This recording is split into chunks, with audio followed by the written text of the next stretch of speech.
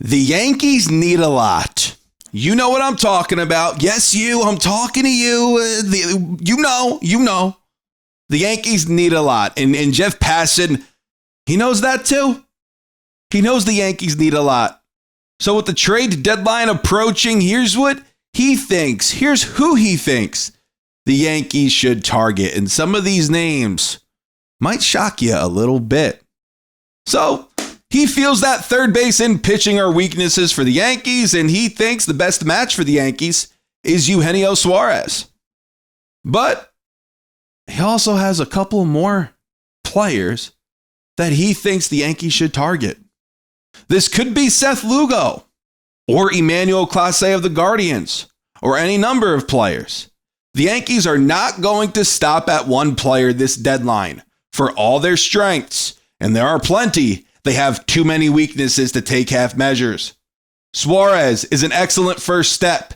His power is undeniable. A perfect fit in the middle of any lineup. He plays third base, a black hole for the Yankees this year. The Yankees could do two birds, one stone kind of deal and get Zach Gallen or Merrill Kelly from Arizona alongside Suarez. But Suarez is the main target because if other third base options exist, like Nolan Arenado, Ryan McMahon, Ke'Bryan Hayes, they're all owed significant money and are under contract for multiple years. Suarez's expiring contract would allow the Yankees a trial run, and if he thrives in the Bronx, all they would need to bring him back is cash. So, firstly, before we talk about names that I haven't been throwing around, and I didn't even think were possible, like Lugo or Clase for the Yankees, let's talk about Suarez. Now, Suarez hitting .251 this year, 29 home runs, 75 RBI, 883 OPS, 140 OPS plus. I'm seeing the argument that, Suarez's on-base percentage is low. And listen, amongst Major League third basemen, Suarez is 11th in on-base percentage. So I understand that train of thought, but some of the guys ahead of him, yes, they get on base, but they don't hit for power like him. Not even close. Suarez has the top OPS. He leads third baseman in OPS in Major League Baseball. Suarez has 29 home runs. That leads third baseman. That's top 5, I believe, in the majors. Suarez has 75 RBI. Suarez has 46 extra base hits. And you're telling me because of his .320 on base percentage that you don't want him? I think that's a little silly. His defense has gone down. Yes, I've gone on record and I've said that. His defense has gone down. But his bat is there, man. Oh, is it there? A lot of power. And if you don't want that, 883 OPS, I don't know what to tell you, but I disagree. He has a higher OPS than Jose Ramirez. So take that for what it's worth. But Suarez, he might cost a little bit. The Diamondbacks might want a pretty prospect or two for Suarez. And I'm talking maybe Spencer Jones. And if I'm the Yankees, that's when I'm going to pump the brakes. Because Suarez, for all that he does good, for all that he would provide the Yankees that is good, he's going to turn 34 years old very soon, I believe in a week or so. And I'm not moving Spencer Jones for a 34-year-old third baseman. I'm just not doing it. But what if you could sweeten the pot? Jeff Passan recommended, hey, maybe the Yankees could also acquire a pitcher alongside Eugenio Suarez. Zach Gallen, he brought up. Gallen, who's going to be a free agent at the end of this year. He's having a really off year.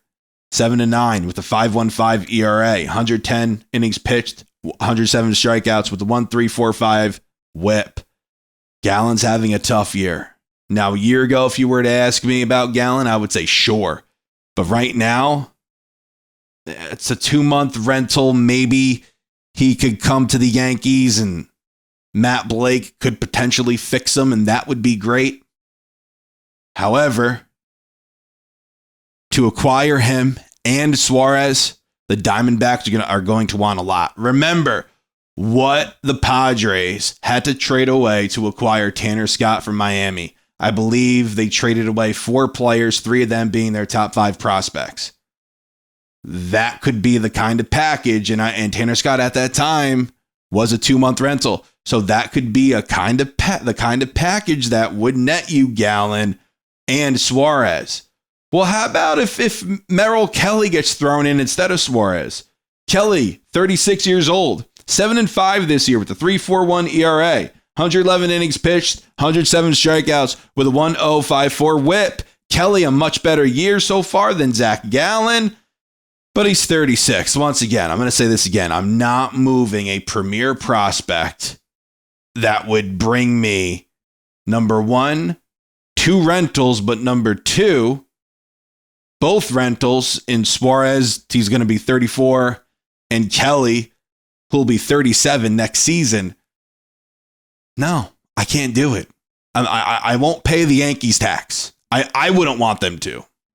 So even though I really want Suarez, it has to be for the right price. And there's going to be more than one team in on Suarez. There just will be. His bat is way too good this year.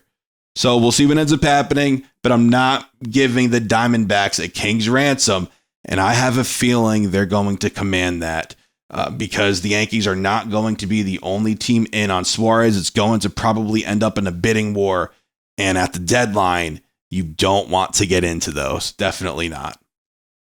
We have to talk about Seth Lugo.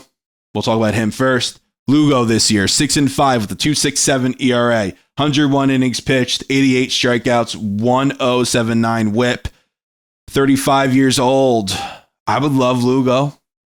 Absolutely love it.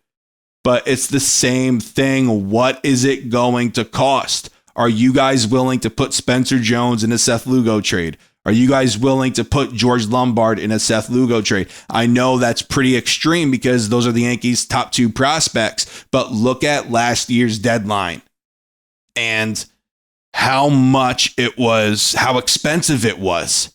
The Yankees freaking traded away, I believe, a top 10 prospect for Mark Leiter Jr. That's how insane last year's deadline was. So now you're talking about a starting pitcher in Seth Lugo with a 2.67 ERA. I don't know. It's going to cost you a lot. Then on top of that, Passan bringing up Emmanuel Clase.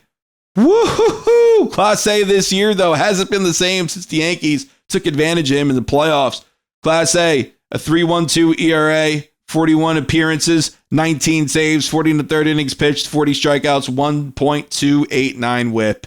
Clase, nasty stuff, always has. Would I like Clase? I mean, yeah. I would love Clase, especially since Devin Williams has figured it out. And then if you were to acquire Clase, 27 years old, he turned 27 this year. It's 27 years old, young guy. You have him under team control for the next few seasons because he's a free agent at the end of 2027, I believe. But then there's a team option in there too. So you have Clase for a few more seasons after this one. Once again, he's going to cost you a lot. And how he's performing this year, if he were available, look at what the Padres gave up for Tanner Scott. You would probably be looking at a very similar package for Clase if he were to be made available, if Cleveland were to make him available. And he has team control. It's just this year hasn't been his best year. It hasn't been. But I want to know what you guys have to say down in the comments. How do you feel about these 5 potential Yankee trade targets that came from Jeff Passan himself? Let me know what you think. Thank you guys for watching. Take care.